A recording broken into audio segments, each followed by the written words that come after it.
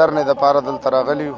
مقصد هم صرف د قائد جمعیت حضرت مولانا فضل الرحمن صاحب د حکم منل دي او په دې ملک کې د امن او امان دپاره او دا کوم حالات چې روان دي د دې د خاتمې دپاره دا دومره هلې ځلې شروع دي انشاءالله دا به کامیابی ته رسېږي. د قائد جمعیت حضرت مولانا فضل الرحمن صاحب د حکم د انتظار پورې دا اراده هم نشته چې یاره موږ د هغې د حکم نه مخکې واپس وکړو. کله چې قائد حکم وکړو چې تاسو واپس شئ انشاءالله موږ واپس کیږو. قوم د تکلیف د لرې کېدلو په حواله باندې موږ د سایډ ټول روډونه کولاو پرېښي دي چونکې دا خو داسې شاهرا دی چې په دې کې د تمام ډیویژن روډونه یو ځای شوي دي.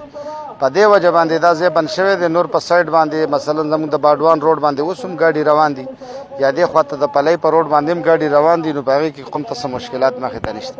اصل کې د تکلیف چې د کمې پورې حد دی نو مونږ هلته چې هم درنه کوله نو انتهایي په دې خیرخواهۍ او د همدردۍ په جذبه باندې هم کړې وه. د دې وجې نه په پوره ملک کې زموږ د ریلي ګرځېدو نه پس او هلته د یوې درنې د ورکولو نه پس دا میډیا د هغه ځای عوامو زمونږ عام چې کوم د ژوند د مختلفو شعبو سره تعلق لرونکي خلک دي هغوی ټولې د دې درنې ډېره انتهایي اپریسیشن کړی دی او دا یې ویلي دي چې بایي دا یو منفرد درنه وه. دلته هم د دې درنې نه چونکې د دې نه زمونږ مفر نشته دی. مونږ چې کومه مطالبه کړې ده نو ظاهره ده چې د دې مختلف پلینز دي دا د هغې پلین بي ده دا به مزید هم په یو سخته مرحله کې هغه داخلیږي. خو در اصل کې دلته هم زموږ مد نظر عوامو ته تکلیف نه دی. دې کې چونکې دا هغه پخوانۍ بادشاهتونه نه دي چې ورشه او یا وزیر ووهه او یا بادشاه ووهه.